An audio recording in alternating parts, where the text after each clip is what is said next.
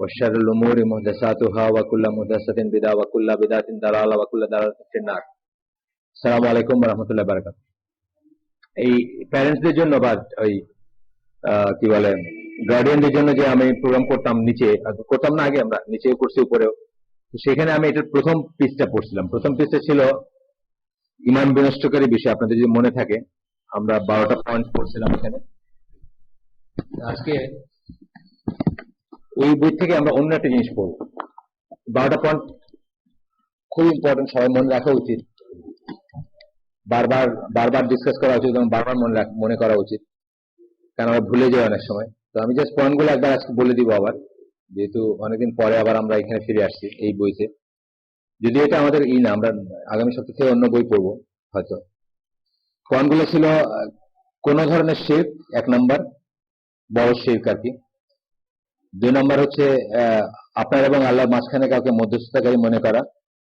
এগুলো সব ইমান বিনষ্টকারী বিষয়, যেগুলা মনে করলে বা করলে আপনি মুসলমান থেকে বাইর হয়ে যেতে পারেন, মুসলমান থেকে খারিজ হয়ে যেতে পারেন, ইসলাম থেকে বের হয়ে যেতে পারেন, মুসলমান স্ট্যাটাসে আপনার নাও থাকতে পারে, মুসলিম স্ট্যাটাস। 3 নম্বর ছিল কাফেরদেরকে কাফের মনে না করা, বা মনে করা যে কাফেররাও ঠিক আছে তাদের মতো করে। 4 নম্বর ছিল এটা বিশ্বাস করা যে কোনো হিদায়াত বা কোনো জীবন ব্যবস্থা বা কোনো সিস্টেম আল্লাহ রাসূল যে নিয়ে আসছেন সেটা হচ্ছে সুপিরিয়র। কমিউনিজম, সোশ্যালিজম, ক্যাপিটালিজম, গণতন্ত্র, কোনো কিছু, যে কোনো কিছু হতে পারে। 5 নম্বর ছিল to dislike something that is part of the religion even if one actually applies it. দিনের কোন একটা জিনিসকে অপছন্দ করা, ইভেন তো আপনি অ্যাপ্লাই করতেছেন তারপরে অপছন্দ করা। অ্যাপ্লাই করার কথাটার উদাহরণ হচ্ছে যে, ফর এক্সাম্পল আপনি নামাজ পড়েন, আপনার আব্বা বলছেন নামাজ না পড়লে আমার এই সম্পত্তির কিছু তোকে দিব না, সব ওয়াফ করে দিয়ে যাবে।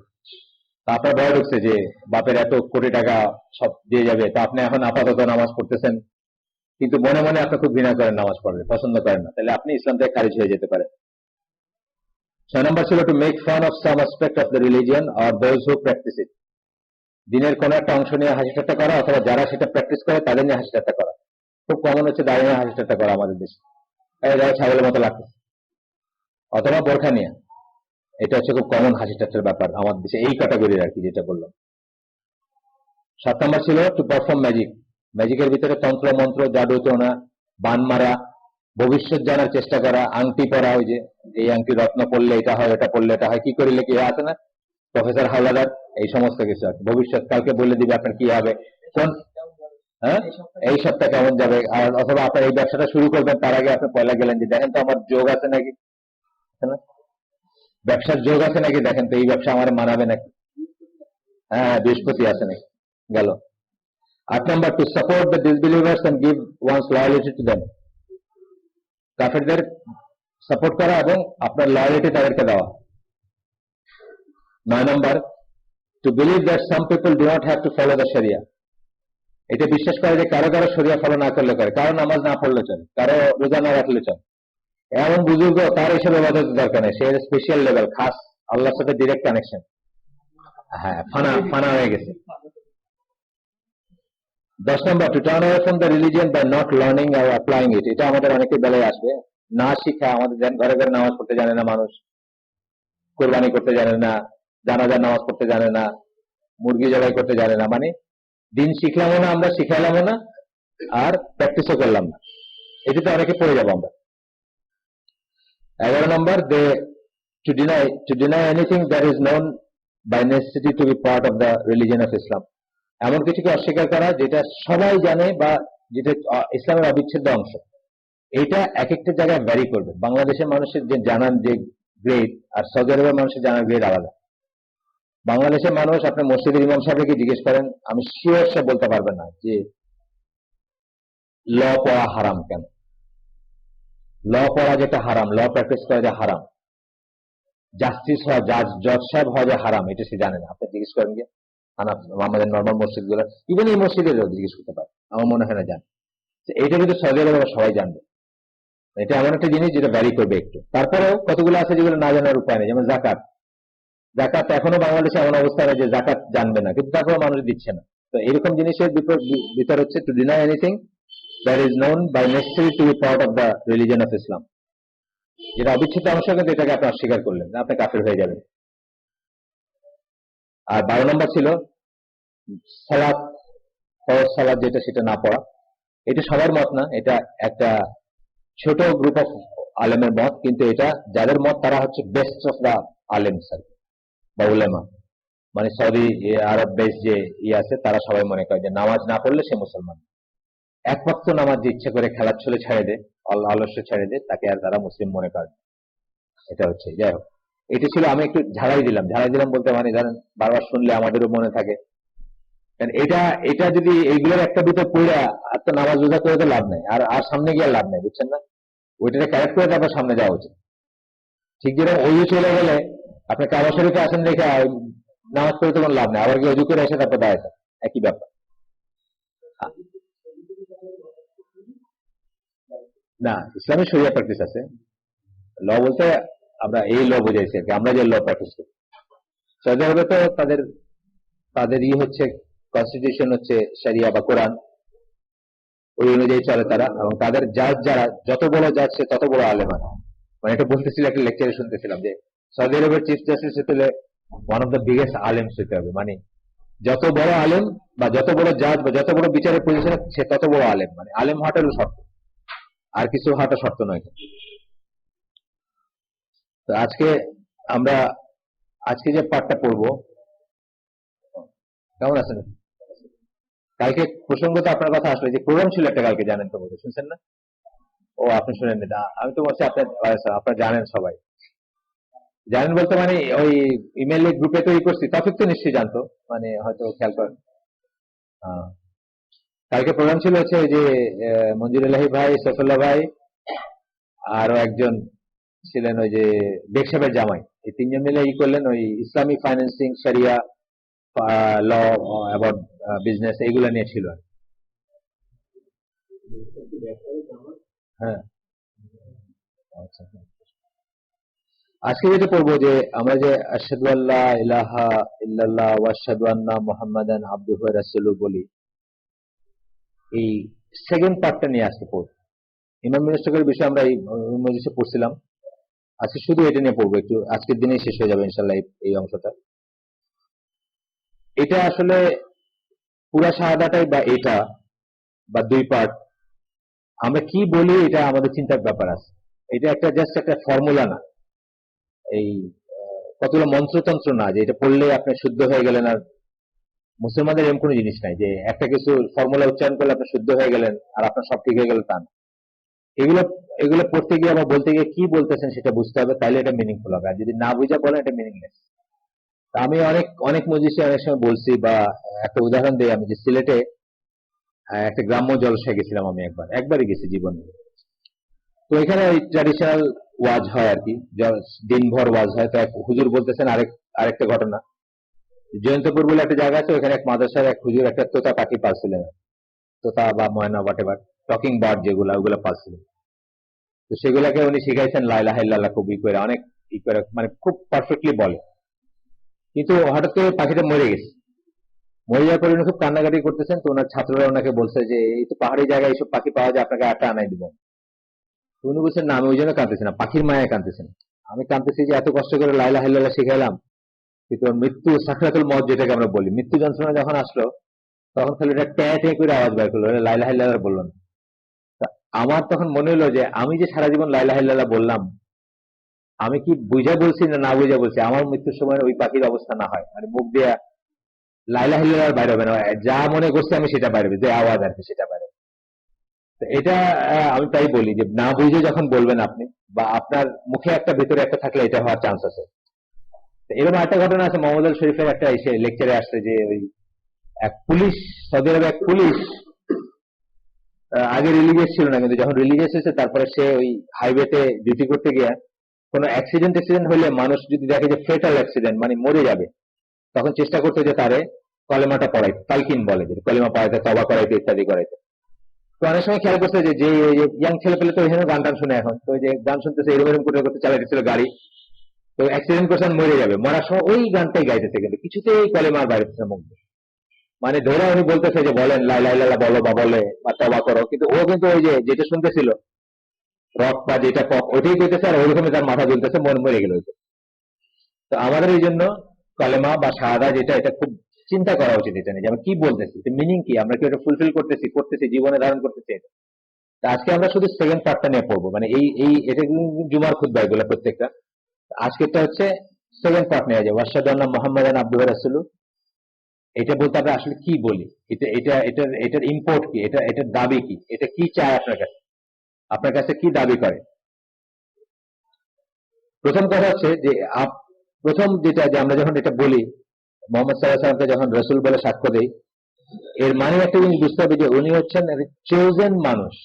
চোজেন মানুষ মানে সৃষ্টির শুরু থেকে সৃষ্টির শেষ পর্যন্ত বেস্ট টাইমটা আল্লাহ চুজ করছেন মানবতার জন্য। বেস্ট টাইম মানে যে সময় দিন ইসলাম পৃথিবীতে পাঠাইলে, বা দিন ইসলাম মানে এই মোহাম্মদ সাল্লাল্লাহু আলাইহি ওয়াসাল্লামের যে শরিয়া ভিত্তিক যে ইসলাম, এটাকে পাঠানোর বেস্ট সময়টা আল্লাহ চুজ করছেন ওই সময়টা। ওইটার জন্য বেস্ট মানুষ আল্লাহ চুজ করছেন, সেই বেস্ট মানুষটা হচ্ছেন মোহাম্মদ সাল্লাল্লাহু আলাইহি ওয়াসাল্লাম। এটা কিন্তু এটা আমরা টেস্টিফাই করি। এবং চোজেন বলতে কি, কোথায় চুজ করছেন, আমাদের আত্মা যখন তৈরি হয়েছে, রুহগুলো তৈরি হয়েছে, রুহগুলো তো অনেক একসাথে তৈরি হয়েছে, তাদেরও আমল আছে, তারা কি করবে আল্লাহ জানেন। তাকে ছেড়ে দিলে বা তাকে স্বাধীনতা দিলে সে কি করবে, কিভাবে বিহেভ করবে, আল্লাহ সেটা জানেন। এই যে আমরা জীবনের ভিতর দিয়ে যাচ্ছি, এটা কিন্তু আল্লাহ আমাদের জন্য করতেছেন, আল্লাহর জন্য আমাদেরকে বেস্ট বা দোজখ অ্যালট করার জন্য এই লাইফের ট্রায়ালের দরকার ছিল, এটা আমাদের জন্য দরকার। সো দ্যাট আমরা আল্লাহকে ব্লেম না করি যে আমি তো জাহান্নামী হইতে, মানে আমি তো জান্নাতি হইতেও পারতাম। যদি নজবিল্লাহ, যদি আল্লাহ আমাকে জাহান্নামে দেন, আমি আল্লাহকে বলতেই পারি যে আপনি আমাকে সুযোগই দিলেন না, আমি তো জান্নাতি হইতেও পারতাম। এইটার জন্য কিন্তু এই পুরা প্রসেসটার ভিতরে আমরা যাচ্ছি, কিন্তু আল্লাহ তাআলা জানেন যে কে জাহান্নামে কে জান্নাতি, এটা কিন্তু সৃষ্টির আগে থেকে জানেন। সো আল্লাহ সেইভাবেই জানেন যে বেস্ট আত্মা কোনটা, সেই আত্মাটাকে চুজ করছেন আল্লাহ টু বি মোহাম্মদ সাল্লাল্লাহু আলাইহি সাল্লাম, বা সেই বডিতে সেই আত্মাটা আসবে এবং সেই ঘরে আসবে, সেই বাপের ঘরে আসবে, এই ঘটনাগুলো সমস্ত আল্লাহ তাকে চুজ করছেন সেটার জন্য। তো এখানে দুইটা আয়াতের রেফারেন্স, সূরা কাসাসের 68 নম্বর আয়াত, সূরা কাসাস হচ্ছে 28 নম্বর সূরা, তার 68 নম্বর আয়াত, and your Lord creates whatsoever he wills and he chooses, যা তার ইচ্ছা এবং যা উনি চুজ করেন, বেছে নেন, সেটাই উনি ক্রিয়েট করেন। আরেকটা আয়াত আছে সূরা আল আনামের 124 নম্বর আয়াত, আল্লাহ knows the best with whom to place his message, আল্লাহ সবচেয়ে ভালো জানেন কার কাছে তার ওয়াহি দিবেন, তিনি পাঠাবেন। এটা একটা মিনিং আছে, এটা আগেও ছিল, অন্য নবীর বেলা আছে, আমাদের নবীর বেলা আছে। আমাদের নবীরাও যে আর আল্লাহ মানুষ পাইলো না, তোমারই খুঁজে পাইলো, তুমি এতিম, চালচুলা কিছু নাই, তোমারই আল্লাহ খুঁজে পাইলো। আমাদের দেখো না আল্লাহ, আমি আবু জাহেল, আমি আবু কি মানে আবুল আহাব, আল মালাউ, আল্লাহ যাদের কথা বলছেন, কোরআনের ল্যাঙ্গুয়েজ হচ্ছে আল মালাউ, গ্রেট ওয়ান্স, বিগ ওয়ান্স। এই মালাউন কথাটা থেকে আসছে আর কি, মালাউন কিন্তু কোরআনের ল্যাঙ্গুয়েজ। হ্যাঁ, আল মালাউ কোরআনের ল্যাঙ্গুয়েজ, গ্রেট ওয়ান্স। ফেরাউন বলছিল, মানে আমার পারমিশন দিছো নাকি, তোমরা যে আল্লাহরে মানলা, আমার পারমিশন দিছো, তোমরা যে সেজদা করলা, আমি কি পারমিশন দিছি? এগুলো গ্রেট ওয়ান্স এর কথা। তো এই রাসূল সাল্লাল্লাহু আলাইহি ওয়াসাল্লামের গ্রেট ওয়ান্স এর কথা ছিল এটা, যে তোমার পাইলো না, তোমারই পাইলো, এতিম তুমি, তোমার কিছু নাই, চালচুলা, তোমারই নবী বানাইলো, আমাদের দেখলো না আল্লাহ। ইহুদিও চিন্তা করছে যে আর আমরা কত ওয়াইজ, আল্লাহকে আমাদের সম্প্রদায় দেখলো না, তোমারই এরকম করে না, এরকম ই করছে তারা জাতিগত ভাবে। কি সারা যারা শুনছে যে আরবের ওই কোনার ভিতরে, অন্ধকারের ভিতরে নাকি এক লোক আসে, ওই লোক নবী বলতেছে, তো রোমানরা, পার্সিয়ানরা বলতেছে আল্লাহ দুনিয়ায় মানুষ পাইল না। আমাদের মতো সভ্য জাতি থাকতে, যারা এই কবিতা লিখতে পারে, এরকম গল্প লিখতে পারে, গ্ল্যাডিয়েটর্স আছে, অ্যারেনা আছে, যাদের কত আছে না, ওদের কত কত রকম গর্বের জিনিস আছে। পারস্যওয়ালাদের খুব গর্ব, কিন্তু এখন ওদের ফুটানি যায়নি। ওরা যে আরবদের বিরোধিতা করে, এটা মেইন রিজন হচ্ছে যে ওদের হিউমিলিয়েটিং ডিফেক্ট মুসলিম আর্মির কাছে, এটা ওরা কিছুতেই ভুলতে পারেনি, আজও ভুলতে পারে না। এখনো ওরা আরবদের লিজার্ড ইটার বলে গাইলে, লিজার্ড ইটার মানে ওই যে গুই সাপের মতো একটা জিনিস খায় না দাব, আরবরা এই কথা বলে গালে দেয় আর কি, যে এই যে অসভ্য লিজার্ড ইটারে, নিজেদের যে সুপিরিয়রিটিটা বলতে পারে না। যাই হোক, ওই সময় সভ্যতা অনুযায়ী কিন্তু রোমান এবং পারস্য সভ্যতা সবচেয়ে উপরে ছিল, এবং তারা এই জিনিসটা বলা বলি করছে, বা তাদের কথা দেখায় অন্যরাও বলছে যে আর আল্লাহ মানুষ পেল না, জায়গা পেল না দুনিয়ায়, যে ওই আরব দেশের যে জায়গায় কোনো আলো ঢুকে নেই, ওই জায়গায় নবী বানাই তোলে না, বিশ্ব নবী নাকি আবার, বুঝছেন না? ইসরা তো ছিঁড়াই টুকা টুকা করে ফেলছিল, যে চিঠি দিছিল, যে এটা দাওয়াতের চিঠি, ছিঁড়া ফেলছিল ফুটানের চোটে। সো আমাদের আশহাদু আন্না মুহাম্মাদান আবদুহু ওয়া রাসূলুহু, এটা সাক্ষ্যের ভিতরে একটা ইনহেরেন্ট কথা হচ্ছে যে মুহাম্মদ সাল্লাল্লাহু আলাইহি সাল্লাম হচ্ছেন চোজেন ছিলেন, আল্লাহ বেছে নেওয়া মানুষ ছিলেন, এবং আল্লাহ তার ওয়াহি তিনি যাকে ফিট মনে করছেন তার হাতে দিবেন। আপনি যাকে ফিট মনে করতেছেন, আমি যাকে ফিট মনে করছি তার হাতে না। আমি হইলে বলতাম যে আবু জাহাল হলো গোত্রপতি বা আবুল আহাব তারা গোত্রপতি, তাদের হাতে দেন। আবু সুফিয়ান। আর নাইলে দেশ হিসাবে বলতাম যে পারস্য বা রোমে দেন, ওরা ওরা এটা ই করতে হবে। এই কথাটাই কালকে মজলিসে আলাপ করতেছিলেন, যখন সাইফুল্লাহ ভাই জিজ্ঞেস করছে যে ঐশ্বর্যের দরকার না আমাদের দাওয়াত দিতে, বলে এইটি হলে তো ক্যাচ আর কি, যে টাকা পয়সা না হলে দাওয়াত দিব কেমনে, কেমনে ইসলাম প্রপাগেট করবে, ইসলামের জন্য টাকা পয়সা কামাইতে লাগবেন, টাকা পয়সা কামাইলেন, ইসলাম হলো না। মোস্ট অফ দ্য কেসেস এটা হয় আর কি। এটাতে ক্যাচ, কিন্তু এটাতে আমরা সবাই এটার থেকে বেঁচে থাকবো ইনশাল্লাহ। অলওয়েজ মানে সুন্নার দিকে দেখবো, যে সুন্না দিয়ে ইসলাম হবে, টাকা পয়সা দিয়ে হবে না। আমাদের যে সমস্ত জ্ঞানগুলো আছে, টাকা হইলে, পয়সা হইলে, মাইক হইলে, স্কুল হইলে, মঞ্চ হইলে, জলসা হইলে, বুঝছেন না, আমাদের মনে কিন্তু মেটেরিয়াল জিনিসগুলো আছে, কত বেশি মানুষ আছে তার উপর ডিপেন্ড করবে, কত বেশি লাইটিং দিয়ে করতে পারলেন জলসা তার উপর, কত বেশি বড় করে প্যান্ডেল করতে পারলেন, এগুলো কিছু না, এগুলো দিয়ে কিছু হবে না, এগুলো হওয়ার কথা না। সুন্নায় ফিরে যেতে হবে। সেকেন্ড পয়েন্ট, শাহাদা, যে আপনি যে আশহাদু আন্না মুহাম্মাদান আবদুহু ওয়া রাসূলুহু, আপনি কালকে আসলেন না যে? কালকের আয়োজনটা তো খালি আপনার মুখটা আমার ভাসছে, কিন্তু আপনি নাই কালকে, অবশ্যই ছিলেন। আচ্ছা, রেকর্ডিং আছে, নিয়ে যান। সেকেন্ড পয়েন্টটা হচ্ছে, when one makes the shahada, he is also testifying that Prophet Muhammad sallallahu alaihi wasallam has been sent for all of mankind until the day of judgment.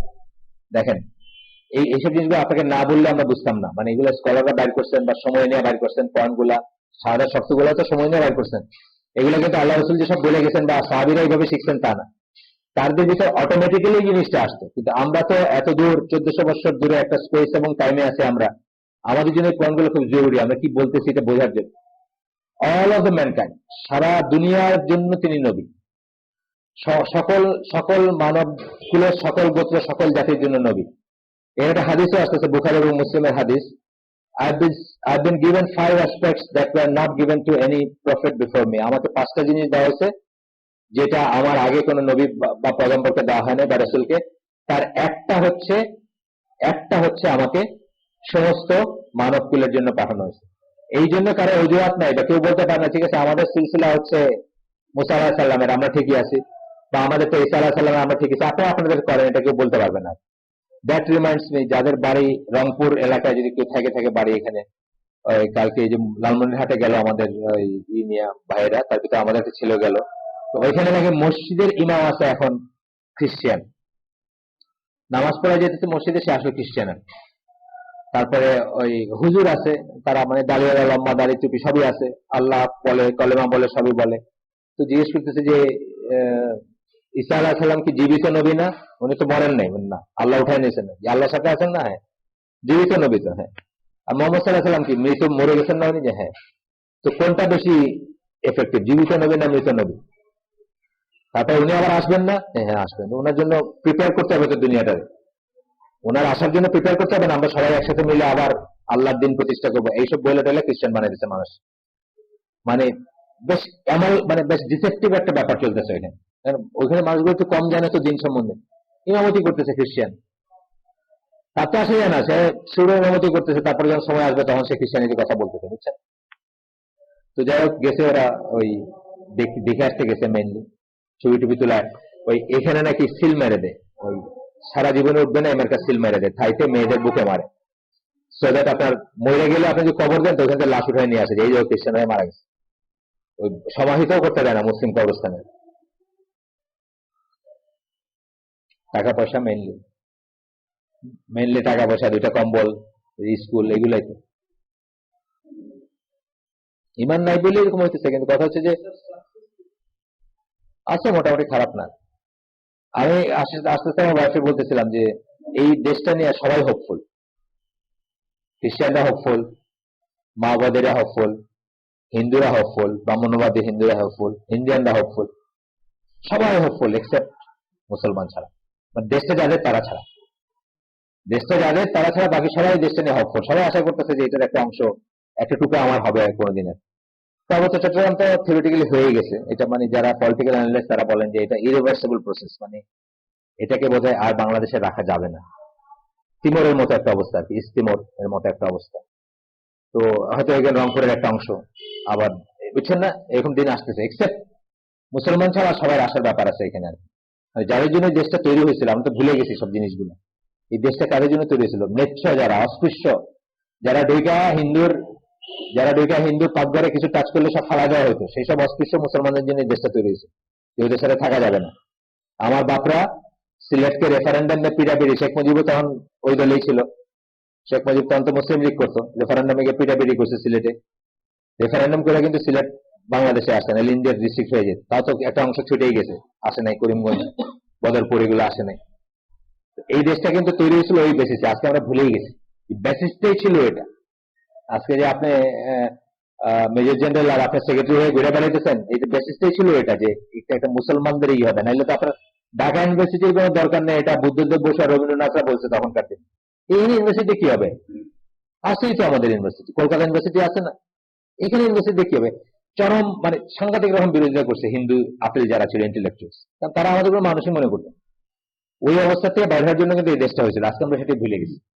এই দেশটার ব্যাপারে সবাই হকফুল, হিন্দু, কাফের, মুশরিক, 19টা ডিনোমিনেশনের খ্রিস্টান মিশনারি কাজ করে এই দেশে, 19 ডিনোমিনেশন, 19 ভাগের ওদের ফেরকা আছে না, লুথারান চার্চ, এই চার্চ, ওই চার্চ, 19টা করে এখানে কাজ, এক্সেপ্ট আমরা ছাড়া। মানে আমাদেরই কোনো আশা নাই, আমাদের আশা হলো আমরা নাই হয়ে যাবো, বা আমাদের আশঙ্কা হলো আমরা নাই হয়ে যাবো। নাজবিল্লাহ, আল্লাহ মাফ করুন। তো গেল অল অফ দ্য ম্যানকাইন্ডের জন্য তাকে পাঠানো হয়েছে, এটা একটা বিশ্বাসের অংশ। 3 নম্বর অংশ হচ্ছে আশহাদু আন্না মুহাম্মাদান আবদুহু রাসূলুহু, যখন আমরা বলবো 3 নম্বর অংশ হচ্ছে when we make the shahada, we are testifying that we believe with certainty that Muhammad sallallahu alaihi wasallam or the Prophet sallallahu alaihi wasallam conveyed the message. এটা শুনেন সবাই একটু, he conveyed it correctly, conveyed all of it, and he conveyed it clearly. তিনটা কথা বললেন। প্রথমে কি বলেন? যে মেসেজ, মেসেঞ্জার, রাসূল যিনি, উনি কি মেসেঞ্জার, বার্তাবাহক। কার বার্তাবাহক? আল্লাহর বার্তাবাহক, বাণীবাহক আল্লাহ। ওই বাণীটা উনি পৌঁছায় দিয়ে গেছেন, এটা বিশ্বাস করতে হবে। এটা বিশ্বাসের সাথে সাথে আসতে থেকে সঠিকভাবে পৌঁছায় দিয়ে গেছেন, এটা কিন্তু কোনো ভুল নাই। একটা কথা গেল। আজকে অনেকে বলতেছেন যে এইগুলা কি আজকাল চলে নাকি, এগুলো বড় বড় যুগের 1400 বছর আগের কথা, আজকাল চলে। বহু মুসলমান বলে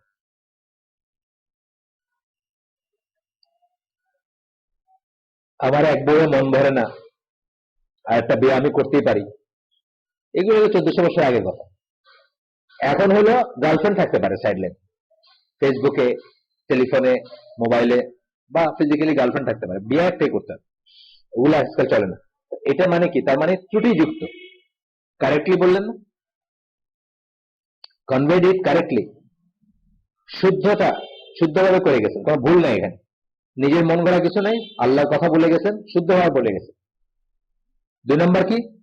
কনভেড অল অফ ইট, কিছু গোপন রেখে যান না আপনার আমার জন্য। আপনার লিগে আশুরা এখন মিছিল করবেন, এটা এটা তো বলে যান নাই, বলছেন নাকি আল্লাহ রাসূল? বলেন। মিলাদ বলছেন? বলেন নাই। 40 বলেন নাই, 4 দিন বলেন নাই, শবে বরাত বলেন নাই। তো আমরা এগুলো কোথায় পাইলাম?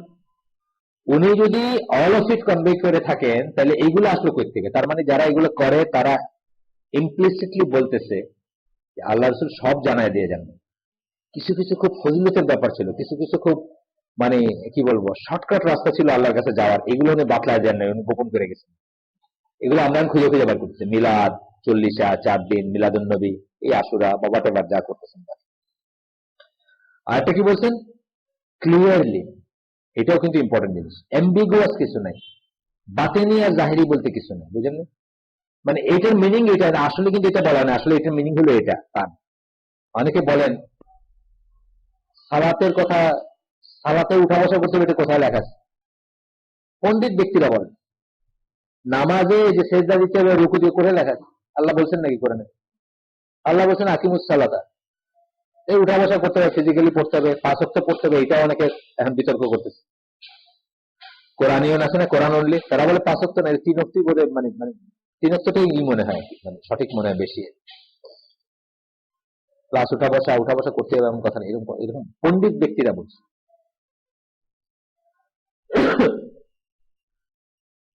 সূরা নূর 54 নম্বর আয়াত, the messenger's duty is only to convey the message in a clear way. রাসূলের ডিউটি কি?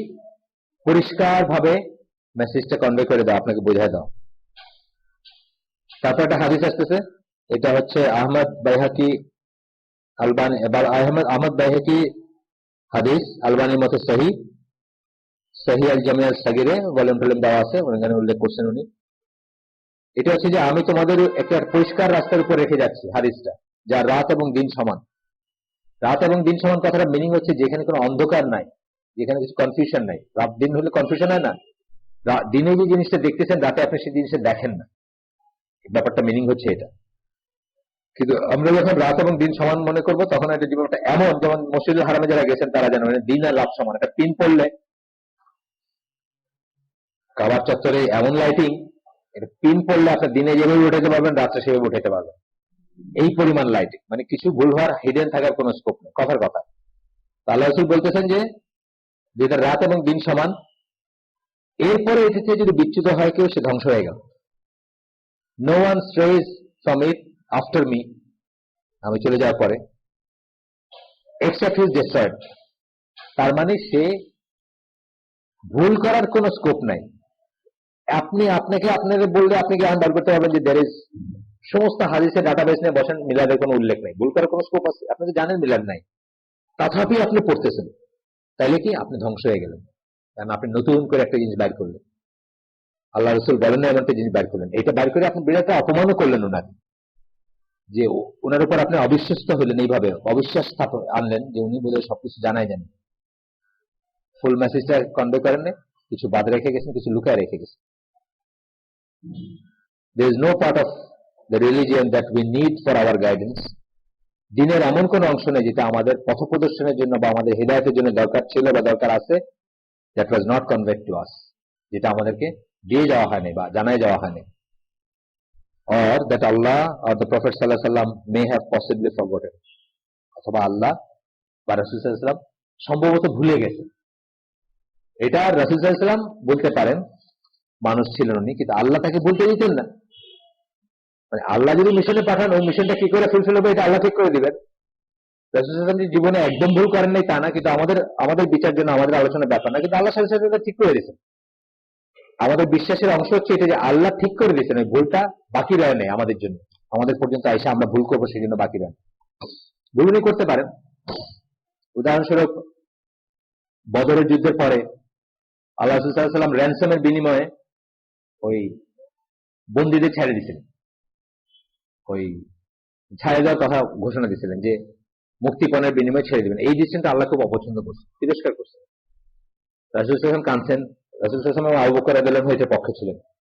তারা একদম মানে খুবই ডিপ্রেস হয়ে কান্নাকাটি করছেন এবং আল্লাহ তাদের মাফ করে দিয়েছে। এই যেমন একটা উদাহরণ, আল্লাহ বলছেন যে তুমি এটা ভুল করছো, তাই মাফ করে দেওয়া হয়েছে, তাদের তওবা কবুল করছে বা তারা যে ডিপেন্ড করছে না, সেই জন্য ভুল আল্লাহ রাসূল করে থাকতে পারেন, কিন্তু আল্লাহ সেটাকে কারেক্ট করে দিয়েছে। There is no need for us to turn to Greek philosophy to learn about our theology. আমাদের ভিতরে অনেকে আছেন ইসলামের কথা বলতে গিয়ে শুরু করে একসময় তারা বলতে শুরু করেন ইসের কথা, একসময় তারা ওই কার্ল মার্কস বা গ্রিক ফিলোসফি বা এখান থেকে ওইখান থেকে কথা আনেন, হয় আমাদের দিনটা যে জাস্টিফাইড এটা দেখাইতে গিয়ে আনেন, অথবা আমাদের যে ঠিক এটা দেখাইতে গিয়ে আনেন, অথবা ওইখান থেকে একটা কথা যে আমাদের থেকে সাবস্টেন্সিয়েট করেন। আমাদের জন্য এগুলো কোনো দরকার নেই। আমাদের জন্য কুফারের থেকে এটা একটা ওয়ান অফ দ্য রিজনস যে জন্য আমি অনেক সময় ওদের কেউ কনভার্ট করছে, ওদের কেউ ইসলামকে ভালো বলছে, এটাকে দলিল হিসাবে ইউজ করতে চাই। আমাদের সেটা দরকার নেই। We testify to the fact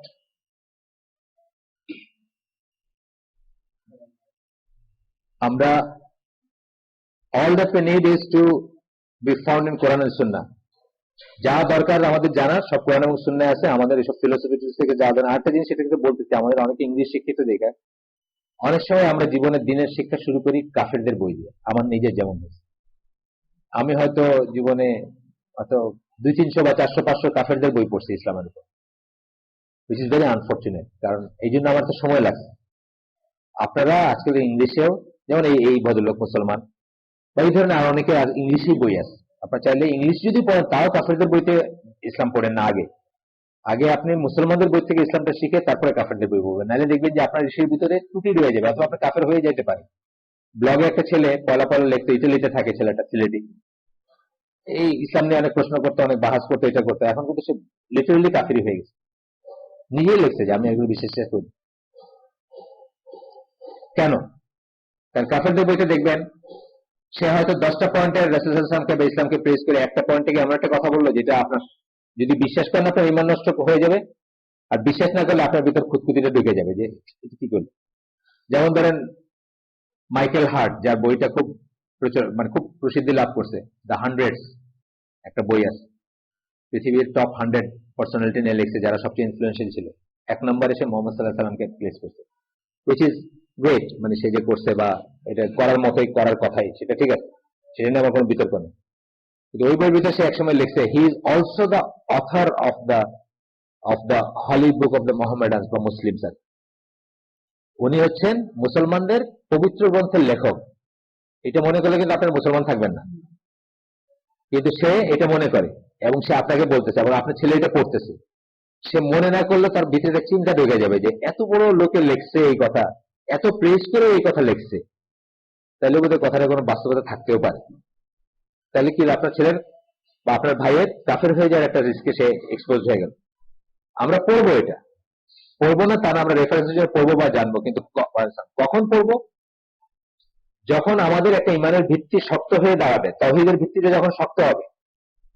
তাওহীদের ভিত্তি শক্ত হওয়ার পরে পৃথিবীর কিছু আপনাকে টলাইতে পারবে না। এটা আমরা আগেও বলছি, আবারও বলি, বারবার বলি আমরা, যে দেখবেন আমাদের ভিতরে অনেক মহিলা বা অনেক অনেক নরম মানুষের মনে রাস্তায় যাইতেছে, দেখলো যে একটা ট্রাকে একটা বাচ্চারে চাপা দিয়ে গেছে, বাচ্চাটার বডিটা ছিন্ন ভিন্ন হয়ে গেছে, খুবই বিভৎস একটা ঘটনা, দেখে সবারই খারাপ লাগবে, কিন্তু মুখ দিয়ে বাইরে হয়ে গেল, ইস আল্লাহ, এই বাচ্চাটা কি দোষ ছিল। এখানে বুঝতে হবে আপনার তাওহীদের জ্ঞান নাই বা তাওহীদ আপনার ভিতরে ঢুকে নেই। তাওহীদ ভিতরে ঢুকলে আপনি ইন্নালিল্লাহি ওয়া ইন্না ইলাইহি রাজিউন বলবেন, কিন্তু এই বাচ্চাটা কি দোষ ছিল এই কথা বলবেন। কারণ আপনি বুঝবেন যে এই বাচ্চাকে যিনি তৈরি করছেন, সৃষ্টি করছেন, তার চেয়ে বেশি মায়া আপনার হইতে পারে না, তার চেয়ে বেশি মার্সিফুল আপনি না, তার চেয়ে বেশি জাস্ট আপনি না। এই বাচ্চাকে যদি আল্লাহ তুলে নিয়ে গিয়ে থাকেন এই পদ্ধতিতে, তার যদি স্যাংশন হয়ে থাকে, এইটাই তার জন্য বেস্ট এবং এটাতেই তার জন্য কল্যাণশীল, এটা তাওহীদ আপনাকে শেখাইতো। কিন্তু আপনার তাওহীদের বুঝ না থাকলে আপনি এটা বুঝবেন না, আপনার মুখ দিয়ে এটা বাইরে যাবে। বাইরে হইলে দের ইজ এ পসিবিলিটি আপনি মুসলমান থেকে খারিজ হয়ে যেতে পারেন। যদি আপনি অভিযোগের মতো করে আল্লাহরে বলেন যে আল্লাহ, তোমার জাস্টিস এটা কোথায় থাকলো, এই বাচ্চাটার ট্রাকে এইভাবে চাপা দিয়ে গেল। কারণ দুইটা জিনিস আছে এখানে, একটা হচ্ছে যে আল্লাহ সবচেয়ে মার্সিফুল, অর্থাৎ এই বাচ্চাটার কিসে কষ্ট কিসে না এটা কিন্তু আল্লাহ সবচেয়ে ভালো, মেবি তার জন্য গ্রেটার কষ্ট করতেছিল, ওয়েট করতেছিল। আর মৃত্যুর যন্ত্রণায় কার বেশি কার কম এটা মেজার করার আপনার আমার ক্ষমতা নেই। ধরেন একটা কাফের ঘুমের ভিতরে মরে গেল, আপনারা কি সুন্দর, মানে ওয়ালাইকুম সালাম, কি সুন্দর মানে মৃত্যুবরণ করলো, ঘুমের ভিতরে মরে গেল, কিছু বুঝবে না, এটা কি ঠিক? ঠিক না। কাফেরের মৃত্যু কিভাবে হবে আল্লাহ তাআলা একদম পরিষ্কার ভাবে বর্ণনা করছেন, কি হবে তার, আল্লাহ রাসূল বর্ণনা করছেন কিভাবে ওই ফেরেশতারা আসবে, কিভাবে ঘৃণা সহকারে তার কাছে আসবে, কিভাবে তার ইটা নিয়ে যাবে, তার মানে রূহটা নিয়ে যাবে, কেউ টাচ করতে চাবে না, দরজা খুলতে চাবে না, বুঝছেন, এইসব বর্ণনা আছে। আপনি মনে করতেছেন কাফের ঘুমের ভিতরে মরলো, কত আরামে মরে গেল, না তা না। আবার উল্টাটা দেখেন, শহীদ আপনি দেখেন যে কল্লাটা ঘাট থেকে পড়ে গেছে যুদ্ধের ময়দানে, আল্লাহ বলতেছেন কি, আল্লাহ রাসূল কি বলছেন যে একটা পিঁপড়া কামড়ের মতো বা ওরকম একটা অনুভূতি হবে, কোনো কষ্টই হবে না তার জানতে যায়। আপনার মধ্যে দেখতেছেন যে কল্লাটা পড়ে গেছে, ব্যাপারটা সেটা না, মৃত্যু যন্ত্রণা আপনারা আমি মেজার করতে পারবো না। এই তাওহীদে যদি আপনি বিশ্বাস করতেন, সেদিন জানতেন যে ওই ছেলেটা ওইভাবে মৃত্যু হইতে সবচেয়ে মার্সিফুল এক ওর জন্য। আর আল্লাহ তাআলা জাস্ট, আল্লাহ কারোর প্রতি অন্যায় করেন না। সে যদি ডিজার্ভ না করে তাকে, এর পিছনে কথাটা কি যে নিষ্পাপ বাচ্চা তো, এ তো কিছু করে নাই, ডিজার্ভ করে না, আল্লাহ এই মূল্য না। তাওহীদের বিশ্বাস থাকলে আপনি এই কথা বলতে পারতেন। একইভাবে তাওহীদের যদি বিশ্বাসটা স্ট্রং হতো, আপনার মাইকেল হার্ট পড়ে যান বলতো যে and he is also the author of the holy book, আপনি মনে করতেন দূরে তুই বেটা কাফের, কি জানোস, তুই কি জানোস না, আল্লাহ বলছেন যে আল্লাহ পাঠাইছে। তাওহীদের গুণে আপনি বুঝতেন যে আল্লাহর প্রতিটি কথা সত্য, আল্লাহ জানেন, আল্লাহ মানে কোরআন সত্য, আল্লাহ সত্য, আল্লাহ প্রতিটা কথা সত্য, আল্লাহ বলছেন আমি পাঠাইছি, আর এই বেটা বলতেছে হু কেয়ার্স, কে কি বললো, তাই না। আপনি ওই ধরনের একটা ইমান হইতো, তখন আপনি দুনিয়া যা পড়লেন আপনি ইমিউন হয়ে যেতেন। কিন্তু তাওহীদের জ্ঞান ঢোকার আগে কিন্তু এটা ডেঞ্জারাস, যে কাফেরের বই থেকে আপনি ইসলাম সম্বন্ধে পড়া উচিত। এটা এনারা সবাই বলেন, যারা বোঝে বা অন্যরা বলেন যে কখনোই কাফেরের বই থেকে দিন শিখতে যাবে না। দিন শিখবা, ইসলামের বই অভাব নাই, ইংরেজিতে হয়তো অভাব ছিল, আনফরচুনেট আমরা শিখে নেই, মানে আরবিক জানি না, এখন ইংরেজিতে অভাব নেই। আপনারা জানে নিন কোথায় পড়বেন, কারো যদি দরকার হয় কি সাবজেক্টে পড়বেন, নেম এনিথিং, সব জিনিসের উপর আছে। গেল, এখন আমরা আসতেছি আসলে নাম মোহাম্মদ আব্দুর রাসূল, এটার ইম্পোর্ট করতেছি আমরা, এটাতে আমরা কি মিন করি। আমি সাক্ষ্য দিচ্ছি যে মোহাম্মদ সাল্লাহ সাল্লাম আল্লাহ রসুল। এই সাক্ষ্যটা দেওয়ার সাথে সাথে আমি আর কি বলি বা সাথে সাথে আমরা আর কি মিন করি সেটা নিয়ে কথা হচ্ছে, কি মিন করা উচিত। এখন আসতেছে যে পয়েন্টটা, সেটা হচ্ছে যে তিনি শেষ নবী, এটাও এটার ভিতরে আসছে। আল্লাহ তাআলা যখন মোহাম্মদ সাল্লাহ সাল্লামকে পরিচিত করে দিচ্ছেন আমাদের সাথে,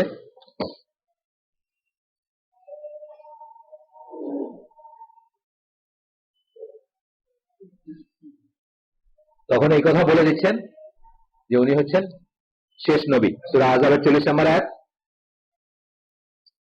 Muhammad is not the father of any man among you, but he is the messenger of Allah and the last of the prophets. সূরা আহজাবের 40 নম্বর আয়াত। সো এইটা মনে রাখতে হবে। তার মানে রাসূল সাল্লাল্লাহু আলাইহি ওয়াসাল্লাম যাওয়ার পরে যে কেউ যে কোনো জায়গায় যে কোনো সময়ে নবুয়তের ক্লেম করে, মানে হি ইজ আ লায়ার। যে কেউ সেটা। বাংলাদেশের নবী আছে জানেন তো, মহিপুরে থাকেন নবী আছে, জানেন না আপনারা? মিরপুরে একজন নবী আছে, জানেন? মোর্শেদ জানো ঠিকানা কোথায়, দেখা করতে গেছিল আর কি আমাদের একদিনই ভাই, নবী ক্লেম করছেন, বাইরে তো আছে। সো আর কোন নবী আসবে না, সে একজন লায়ার, যে বলবে। আমরা যখন এইভাবে বলি আশহাদু আন্না মুহাম্মাদান আবদুহু ওয়া রাসূলুহু, তখন আমরা কিছু রেসপন্সিবিলিটি আমাদের কাজে নিয়ে যাই। রেসপন্সিবিলিটি মানে কিছু দায় দায়িত্ব। যেমন যখন উল্টাটা অন্যটা বলি, শাহাদা লা ইলাহা ইল্লাল্লাহ বলি, তখন কিন্তু শাহাদার অনেক অনেক কটা দায় দায়িত্ব আমাদের কাছে। একটা হচ্ছে যে আল্লাহর জন্য ভালোবাসবো, আল্লাহর জন্য ঘৃণা করবো। সাইফুল্লাহ ভাই ক্লাসে হয়তো আপনারা শুনছেন যে আলটিমেট অফ লা ইলাহা ইল্লাল্লাহ ছাল ওয়ালাল বারা, ম্যানিফেস্টেশন অফ লা ইলাহা ইল্লাল্লাহ। আপনি যে লা ইলাহা ইল্লাল্লাহ আপনার ভিতরে আসছে, এটা ম্যানিফেস্টেশন মানে এটা বহিঃপ্রকাশ, যেটাকে আমরা বলি। আছে না কিছু, আপনি আপনার ছেলেকে ভালোবাসেন, বহিঃপ্রকাশ হলে চকলেট আনেন, তার কথার কথা। আরো আছে, আমি একটা বললাম, ওয়াইফকে ভালোবাসেন, তার কথা মনে করে, তাকে ভালো লাগে মনে করে শাড়ি আনেন ঘরে, বা বাইরে গেছেন কোথা থেকে ফল ফ্রুট নিয়ে আসেন সুন্নাহ অনুযায়ী, কথার কথা। সো শাহাদার কথা আমরা বললাম কি, যে লা ইলাহা ইল্লাল্লাহ বলার সাথে সাথে আসে আল ওয়ালাল বারা, আসে আপনার উপর। আপনি আল্লাহর জন্য ভালোবাসবেন, আল্লাহর জন্য ঘৃণা করবেন। বাজারে তরকারি কিনতে গেছেন, একটা লোক ধুতি পরে বসে আছে, একটা টুপিদারি পরে বসে আছে, একই তরকারি, বেগুন আছে দুজনের কাছে, একই বেগুন একই দাম। আপনার ইমান আপনার কাছে দাবি রাখে যে আপনার টুপিদারিওয়ালার কাছ থেকে কিনবেন, ধুতিওয়ালার কাছ থেকে কিনবেন। এটা হলো ওয়ালাল বারা, আল্লাহর জন্য ভালোবাসা, আল্লাহর জন্য ঘৃণা করে। ওই ধুতিওয়ালা যদি কনভার্টেড হয়ে আগামীকালকে আবার টুপিদারি পরে বসে, তাহলে তার কাছ থেকে কিনবেন। তার ভিতরে, তার মানে সে মানুষটা অস্পৃশ্য হয়ে যায়নি, সেটা করতেছে সেটা অস্পৃশ্য। সেটা চেঞ্জ করে যদি আল্লাহর পথে চলে আসে, সে আপনার ভাই, বুঝছেন না? আপনার ভাতৃত্ব ওই লাইনে ডিসাইডেড হবে, ওয়ালাল বারাল লাইন, লা ইলাহা ইল্লাল্লাহ লাইন। তো এখানে আমাদের কিছু রেসপন্সিবিলিটি আসে যখন আমরা আশহাদু আন্না মুহাম্মাদান আবদুহু ওয়া রাসূলুহু বলি। এক নম্বরে যেটা আসে সেটা হচ্ছে রাসূল সাল্লাল্লাহু আলাইহি ওয়াসাল্লামকে ভালোবাসা। এই ভালোবাসা কি? নিজের নফসের চেয়ে বেশি ভালোবাসা। কিন্তু এখন ভালোবাসা কি দিয়ে বুঝবেন? এখন তো ভালোবাসা বোঝার উপায় নেই, এখন তার উনি নাই, আল্লাহ রাসূল তো নাই। এখন ভালোবাসা বুঝবেন কি? আপনি কতগুলো ওয়ের ভিতরে একটা হচ্ছে আপনি সুন্নাহর উপর থাকবেন, সুন্নাহকে পছন্দ করবেন, প্রত্যেকটা কাজ তার মতো করে করতে চেষ্টা করবেন। দুই নম্বর হচ্ছে তার অপমানে অপমানিত বোধ করবেন, তার সম্মানে সম্মানিত বোধ করবেন। বুঝেন নাই কথা? তাকে যে ভালোবাসে তাকে আপনি ভালোবাসবেন, তাকে যে ঘৃণা করে তাকে আপনি ঘৃণা করবেন, সিম্পল কথা। তো এখানে একটা আয়াত কোট করছেন, এটা সবাই জানেন, খুব খুব ফেমাস আয়াত। 8টা জিনিসের চেয়ে আল্লাহ তিনটা জিনিসকে বেশি ভালোবাসতে বলছে। সে 8টা জিনিস কি? আমি পড়ে যাচ্ছি লাইন ধরে, সবাই জানেন এটা। তারপরেও, your father's, your sons, your brothers, আপনার বাবা, আপনার ছেলে, আপনার বাবারা মানে তোমাদের বাবারা, তোমাদের ছেলেরা, তোমাদের ভাইয়েরা, তোমাদের স্ত্রীরা, তোমাদের আহাল বা নিকট আত্মীয় যারা, তারা, তোমাদের ধন সম্পদ যেটা তোমরা উপার্জন করছো, তোমাদের তিজারা, ব্যবসা বাণিজ্য চাকরি, যেটা তুমি ভয় পাওয়া যায় এটা পড়ে যাবে, ক্ষতি হবে, আছে না? এই সময় নামাজ পড়তে যাবো, এই সময় সবচেয়ে বেশি কাস্টমার আসে, চাঁদরাইতের এশার নামাজ পড়তে যাবো, এই সময় সবচেয়ে কাস্টমারের ভিড়। আশা করি আমরা ভয় পাই না যে আমাদের লস হবে। and the dwellings in which you delight, নিজের ঘর নিয়ে কিন্তু সবাই একটা শান্তি থাকে, ফুটানিও থাকে, কারো শান্তিও থাকে।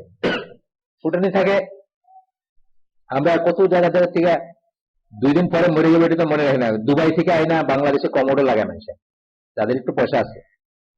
আমি আমার এক দিনী ভাই কাম ফ্রেন্ড, নতুন নতুন দিনী ভাই আর কি, ওনারা ফোন করছে একদিন, তো উনি ধরছেন যেটা উনি বুঝেন নাই, ফোনটা ধরে উনি কারো বাসা ঘুরে দেখতেছেন, তো বলতেছেন এটা দুবাই, এটা সুইজারল্যান্ড, এটা জার্মান, এটা মানে প্রত্যেকটা জিনিস এক্সপ্লেন করতেছেন কোথাকার। এগুলোতে আমরা প্রাইড ফিল করি, গর্ব ফিল করি, আমরা শান্তি পাই ঘরের ব্যাপারে। এই জন্য আল্লাহ এই 8টা জিনিসকে বলছেন, এই 8টা জিনিসের যে আমরা ভালোবাসি, পছন্দ করি, এটা অস্বীকার করার কোনো উপায় নেই। এই ভালোবাসা বা পছন্দ করাটা আল্লাহ আমাদের ভিতরে দিয়ে দিচ্ছেন, ইনহারেন্ট, যেটাকে আমরা বলি সহজাত, বাংলায় বলি সহজাত, মানে জন্ম থেকে আসে না। এটা এটা এই এই জায়গাটা কালকে যেমন বলতেছিলাম যে এই জায়গাটা যদি এখন ব্যায়ামের হলের মতো হইতো আপনাদের আরো ভালো লাগতো, বুঝছেন না? এটা দিয়ে দিয়েছেন আল্লাহ আপনার ভিতরে। কিন্তু এই 8টার উপরে 3টাকে যদি ভালোবাসতে না পারেন, তাহলে আল্লাহ বলছেন যে পরিণতির জন্য অপেক্ষা করো। পরিণতির জন্য অপেক্ষা করো মানে খবর আছে। আমরা বলি না যে এরকম না করলে খবর আছে, আল্লাহ বলতেছেন খবর আছে। আল্লাহর ল্যাঙ্গুয়েজটা কি? Then wait until Allah brings about his decision, bracketed torment. Torment মানে আযাব। তো কোন 3টাকে ভালোবাসতে হবে এই 8টার চেয়ে? আল্লাহ, আল্লাহ রসুল এবং জিহাদ ফি সাবিলিল্লাহ। আল্লাহকে, আল্লাহ রসুলকে এবং আল্লাহর পথে জিহাদ। আল্লাহ রসুলকে ভালোবাসা বলতে কি বোঝায় তাহলে? একটু আগে যেটা বললাম ওইটা আবার দেখবো। আল্লাহ রসুলকে ভালোবাসা বলতে প্রাইমারিলি তার অপমানে অপমানিত বোধ করা, তার সম্মানে সম্মানিত বোধ করা, এন্ড তার সুন্নাহগুলাকে জীবনে ধারণ করার চেষ্টা করা। সুন্নাহ কথাটা মানে কিন্তু বাংলাদেশে খুব ভুল বোঝে। সুন্নাহ বলতে কিন্তু খালি রিকমেন্ডেড জিনিস না, খালি কাপড় না, খালি টুপি না, খালি দাড়ি না। সুন্নাহ বলতে যা কিছু আল্লাহ রসুলের মাধ্যমে আমাদের কাছে আসে, এর ভিতরে সবচেয়ে উপরে স্থান পাবে অ্যাক্ট অফ ওয়ার্শিপ গুলা, ইবাদতের জিনিসগুলো। ইবাদতের জিনিসগুলো তার মতো করে করতে হবে, এটা হলো সবচেয়ে আগের কথা, প্রথম কথা হচ্ছে এটা। তারপরে হচ্ছে আরো ফাইনাল ডিটেলস গুলা। আচ্ছা, আপনার ইচ্ছা, আপনি একদম আল্লাহ রসুলের মতো হতে চায়, খেজুরটাও খাইতে চান, বা উনি যেটা লাঞ্চ করতেন, ব্রেকফাস্ট করতেন, ওটা করতে চান, ভালো, হয়তো ভালো। এইটা কিন্তু মেইন জিনিস না। সুন্নাহ বলতে এইটা বোঝানো হচ্ছে না। মেইন জিনিস বোঝানো হচ্ছে প্রায়োরিটিতে উপরের যেগুলো, ওগুলো থেকে আসতে ইবাদত আসবে, জীবন কেমনে চালাবেন, মুআমালাতের ভিতরে হালাল হারাম, ফরজ ওয়াজিব, কোনটা ত্যাগ করবেন, কোনটা রাখবেন, এগুলো আসবে আগে, এগুলো আসবে পরে। আদতের ব্যাপারগুলো, খেজুর খাইতেন, ওটা হলো আরবদের আদত, অভ্যাস। আমি বাংলাদেশে ভাত খাই, জাপানিরা ভাত খায়, আমেরিকায় রুটি খায়, আরবরা খেজুর খায়, কথার কথা। এটা আসবে, এটার সব আছে। এই সব যে আপনি আল্লাহ রসুলকে ভালোবাসলেন, সেটার সব। ওই ধরনের আদত গুলা যদি সব ধারণ করতে চান, একদম তার মতো দেখতে হবেন বা তার মতো চলতে ফিরতে হবেন, সেটা হচ্ছে একটাই সব, এটার সব, তাকে ভালোবাসার সব। মানে এতই ভালোবাসেন আপনি যে দেখতে শুনতে হবে তার মতো হইতে যাচ্ছে। কিন্তু বাকি জিনিসগুলো আসবে কি? বাকি জিনিসগুলো হচ্ছে ইবাদতের ব্যাপারগুলা বা মুআমালাতের ব্যাপার, যেগুলাকে আল্লাহ রসুল ডিফাইন করে গেছে। আমার মধ্যে খেয়ানত করে না, তারপরে সুদ খায় না, ঘুষ খায় না, মিথ্যা কথা বলল না, আছে না? কত কথা আছে না? বা সকাল থেকে আর সন্ধ্যা পর্যন্ত দোয়া আছে, প্রত্যেকটা স্টেপের জন্য দোয়া আছে, সুন্নাহ দোয়া আছে। ঘুম থেকে উঠলেন, বাথরুমে যাবেন, অফিসে যাবেন, বাইরে হবেন, গাড়িতে উঠবেন, এইগুলো যখন জীবনে ধারণ করলেন, মানে কি আপনি আল্লাহ রসুলকে ভালোবাসেন। আর উল্টাটা বললেন, আল্লাহ রসুল আসসালামু আলাইকুম বললেন, আপনি গুড মর্নিং বললেন, আল্লাহ রসুলকে জীবনে ধারণ করলেন না, ভালোবাসলেন না। আপনি ভালোবাসতেছেন যে ওটা আবিষ্কার করছে তাকে।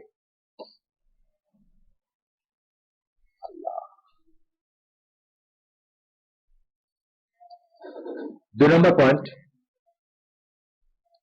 এটা ভালোবাসার ভিতরে আসবে, আবার এই পয়েন্টের ভিতরে আসবে। আমি যে কথাগুলো বললাম, এই পয়েন্টটা খুব ইম্পর্টেন্ট, এটা শোনেন। আমরা অনেকেই বুঝি না বা জানি না, আল্লাহ রসুলকে মডেল মনে করাটা ইমানের শর্ত। তওবা, সূরা তওবা 24 নম্বর আয়াত।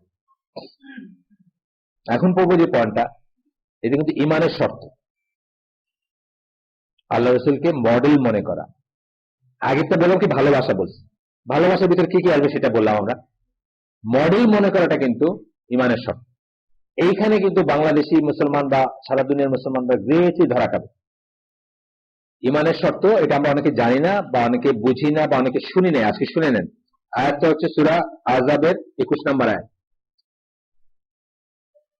খুব খেয়াল করে শুনেন, indeed in the messenger of Allah sallallahu alaihi wasallam you have an excellent example to follow for him who hopes in meeting with Allah and the last day and remembers Allah much. বাংলায় বলি, একটু একটু একটু সামনে চলে আসেন, তাহলে বসতে পারবো। আসো এদিকে, আসো এখানে আসো।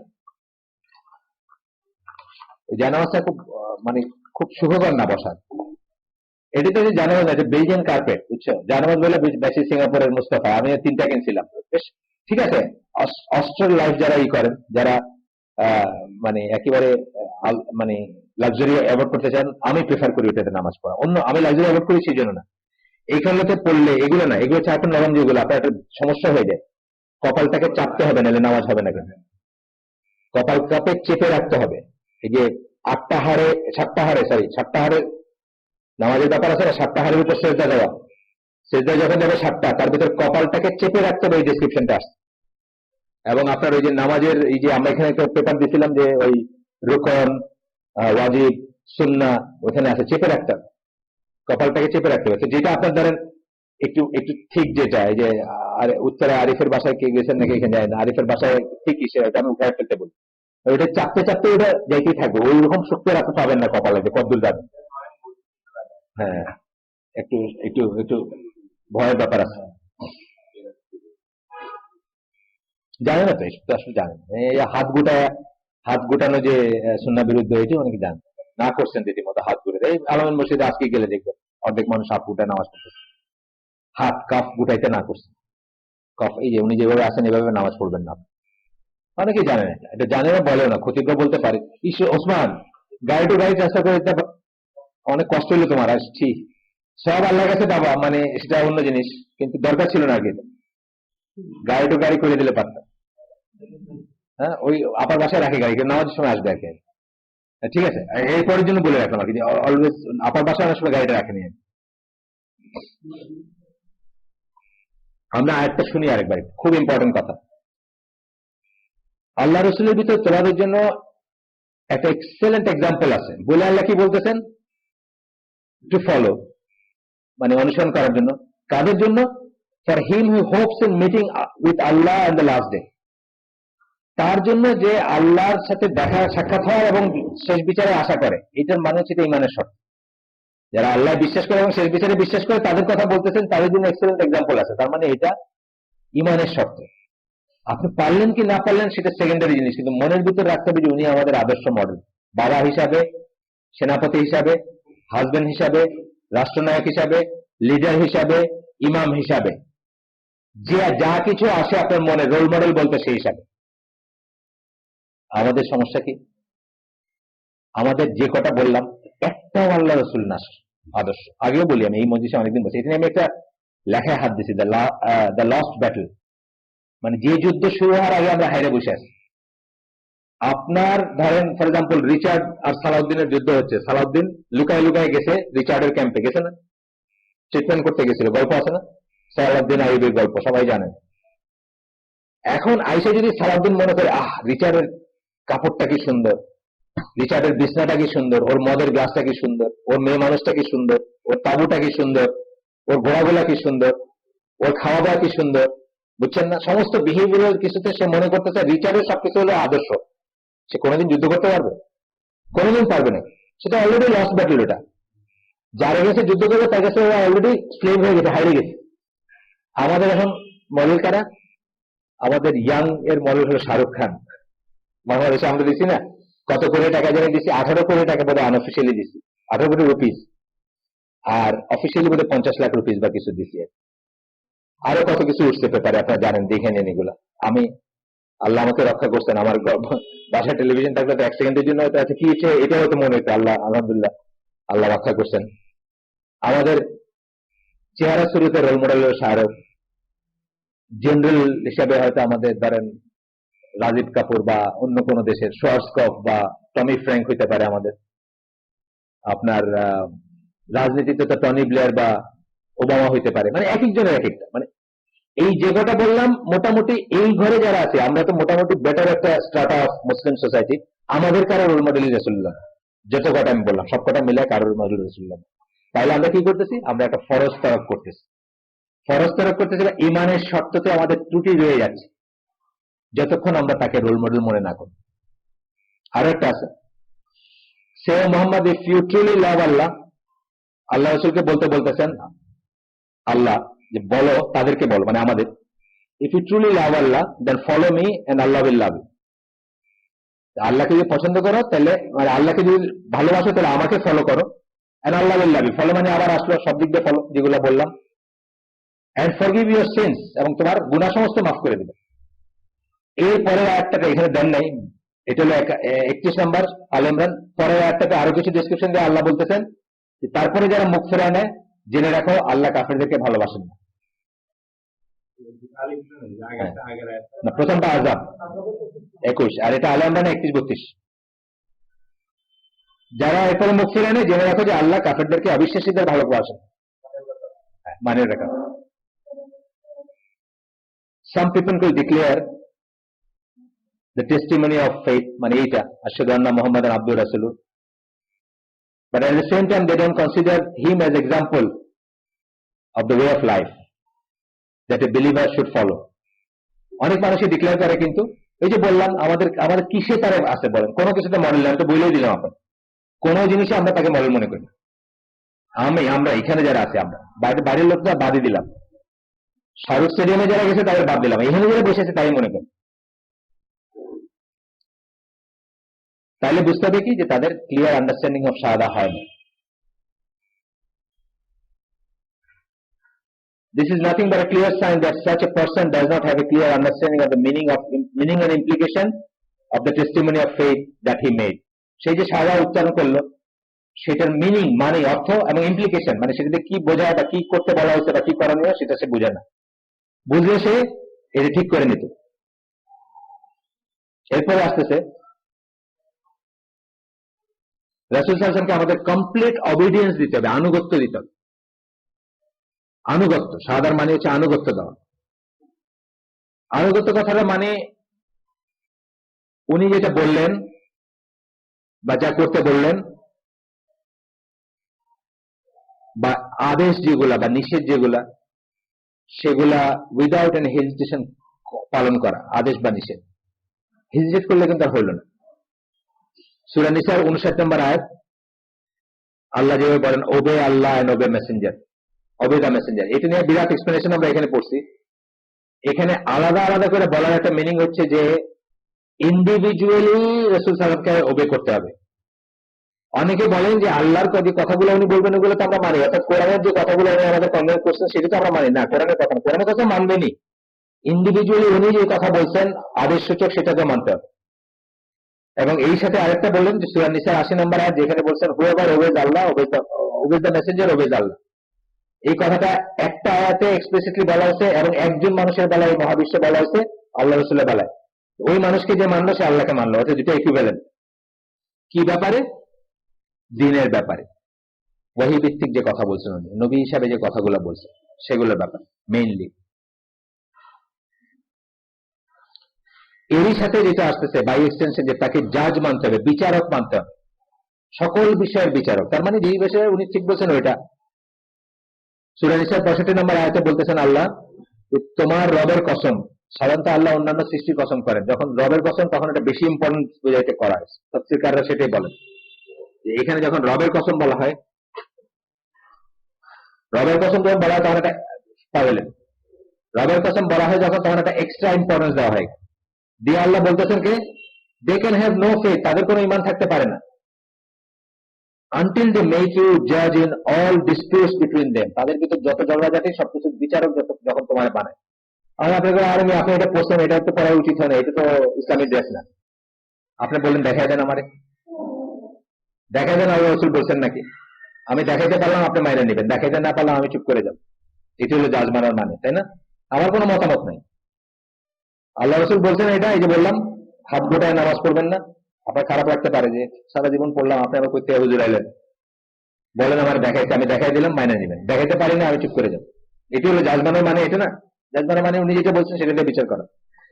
শুধু তাই না, পরে শুধু তাই না, তারপরে কি বলতেছেন, and find in them no resistance against your decision। আমার খুব ভালো লাগে হাত গোটায় পড়তে জামা, সারা জীবন ভালো লাগে। এখন নতুন জানলাম না, আর কোনো রেজিস্ট্যান্স নাই ভিতরে, মাইনে নিচ্ছে against your decision and accept them with full submission, এবং এটার কাছে পুরোপুরি ভাবে সমর্পণ করবেন নিজেকে। না, পয়েন্ট তো অনেক কটা গেছে, আমার মনে নেই এখন কয় নম্বর পয়েন্ট, নাম্বার দিয়ে মনে নেই এখানে। and also accept him as judge, এটা সূরা নিসা 65 নম্বর আয়াত। আপনি শেষ হয়ে যাচ্ছে, পরে বল। আপনি তো বাচ্চা কাছে নাই নিচে।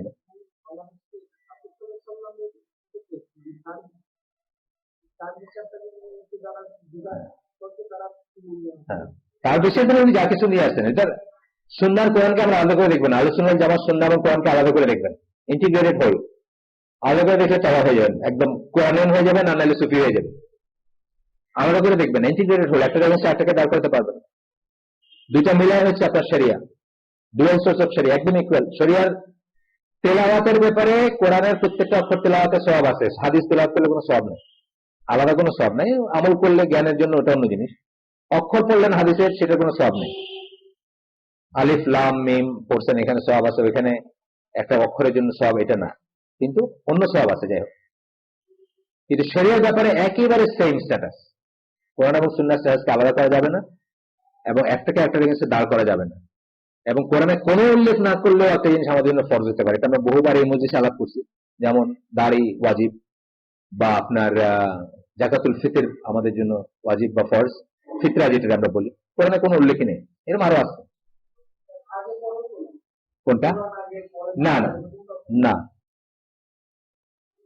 if you differ in anything among yourself refer it to, ওই সূরা নিসার 59 নম্বর আয়াতের শেষ অংশটা পড়তেছি, যদি তোমাদের ভিতর কোনো কিছু নিয়ে ঝগড়াঝাটি লাগে তাহলে refer it to Allah and his messenger। এখানে ছোট্ট একটা কথা বলে দিই, ওবে আল্লাহ and obey messenger, আল্লাহকে মানো এবং রাসূলকে মানো, এই কথাটা কোরআনে বহুবার আসছে। আল্লাহর উল্লেখ থাকে, অবশ্যই রাসূলের উল্লেখ আছে, রাসূলের উল্লেখ ছাড়া আল্লাহর কোনো উল্লেখ নাই, কিন্তু আল্লাহর উল্লেখ ছাড়া রাসূলের উল্লেখ আছে, কথাটা খেয়াল করেন। আবার আল্লাহকে মানার কথার এমন কোন জায়গায় নেই যেখানে রাসূলটাকে সাথে সাথে আসে নাই, কিন্তু রাসূলকে মানার এমন ইনস্টেন্স আছে কোরআনে যেখানে আল্লাহর কথাটা আসে নাই সাথে। বুঝছেন না? তাহলে আমাদের এই ইস্যুর জন্য রাসূলকে মানাটা অত্যন্ত ইম্পর্টেন্ট জিনিস, কারণ আল্লাহকে বহু মানুষই বিশ্বাস করে কিন্তু রাসূলের শরীয়তটাকে গ্রহণ করে না, তাই না? আবু জাহেল, আবু লাহাব থেকে মদিনার ইহুদি, সবাই আল্লাহকে কোনো না কোনো ফর্মে বিশ্বাস করছে, কিন্তু এই শরিয়াটাকে বা রাসূলের এই সুন্নাহটাকে তারা অ্যাকসেপ্ট করে না, রাসূলকে রাসূল মানে না, সেখানেই তারা কাফের। কিন্তু এটা ভেরি ইম্পর্টেন্ট জিনিস, এটা খাটো করে দেখা যাবে না। সূরা আরাফের 157 নম্বর আয়াত, 157 those who believe in him, honor him, help him and follow the light of Quran which has been sent down with him, it is they who will be successful। কাদের কথা আল্লাহ বলতেছেন সাকসেসফুল? কারা আপনারা সফলকাম হবেন? যারা তাকে বিশ্বাস করবেন, তাকে সম্মান করবেন, তাকে সাহায্য করবেন। এখন কি বিশ্বাস সম্মান আছে, সাহায্য কি এখন তারা করতে পারবেন? পারে না, তার দিনকে সাহায্য করতে হবে, তার মতো করে যারা চলতে চাচ্ছেন তাদেরকে সাহায্য করবেন। ফলো দ্য লাইট অফ কোরআন, কোরআনকে ফলো করবেন, which has been sent down with him, তার সাথে তাহলে আপনি সাকসেসফুল আল্লাহ বলবো। Unfortunately, ignorant people have attacked Sunnah of the Prophet sallallahu alaihi wasallam for many different reasons, কিন্তু মুসলমানদের ভিতরে এক ধরনের ইগনোরেন্ট লোক আছে যারা ডিফারেন্ট রিজনের সুন্নাহকে অ্যাটাক করে। একটা জিনিস হচ্ছে যে আপনি ফলো করতে পারলেন না, আপনি আজকে তো দাঁড়িয়ে রেখে ফেলতে পারেন না কোনো কারণে, আপনার বউ কাটে দেয়, আপনি রাখেন আর বউ কাটে, আছে না এরকম? আমাদের ভিতরে আছে যিনি ভাই বউ ও রাখে বউ কাটে, মানে ঝগড়া চলতেছে রীতিমতো, পারলেন না। অ্যাকনোলেজ করেন যে এটা ওয়াজিব, অ্যাকনোলেজ করেন যে এটা সুন্নাহ, অ্যাকনোলেজ করেন এটা অবশ্য করেন না। কিন্তু আজকে মানুষ আছে যারা ইগনোরেন্ট, যারা অ্যাটাক করে সুন্নাহকে, ইসলামকে ডিকনস্ট্রাক্ট করতে, নাই করতে তারা দুইটা জিনিস চেষ্টা করতেছে, আপনাদের বলে দিই। দুইটা জিনিসে তারা চেষ্টা করতেছে আপনাকে উইক করতে, একটা হচ্ছে সুন্নাহ আর একটা হচ্ছে ওমেন ইস্যুস, যেগুলা মেয়েদের ইস্যুগুলা। কালকে গিয়ে পাঠাইছি মেল, পাইছো ব্রেস্ট ফিডিং এর অব্লিগেশন পাঠাইছি, দুইটা মেল দেখে নিও। ব্রেস্ট ফিডিং এর অব্লিগেটরি মেয়েদের জন্য করাইতে হবে, যেটা না সেটা হচ্ছে যে হাজবেন্ডের তার মেনটেনেন্স দিতে হবে। গাছে যেরকম ফল ধরে গেলে পানি ঢালতে হবে, ওরকম হাজবেন্ডের মেনটেনেন্স, এটা ডিফারেন্ট কথা, আলাদা কথা। পাঠাইছি দুইটা মেল দিত। সালাম। It is an obligation upon us to defend his sunnah and his way of life against such false onslaught। আমরা ডিফেন্ড করবো সুন্নাহকে ওইরকম আক্রমণের এগেইনস্টে।